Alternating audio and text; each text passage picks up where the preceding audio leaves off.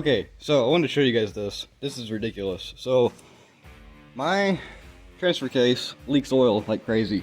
Like, it's stupid how much it leaks. And I decided this morning I'd come out here and change the fluid because I haven't changed it since I've had the Jeep. And kind of just tighten everything up, make sure everything is looking good. And I put my wrench on the drain plug here, and I figured out why it's leaking. The thing is like, it's finger tight. It's not even tight, barely. So,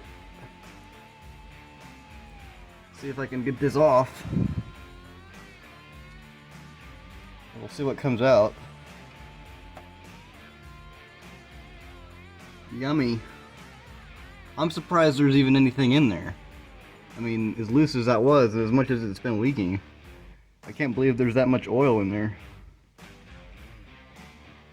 That's so crazy. See you later, guys.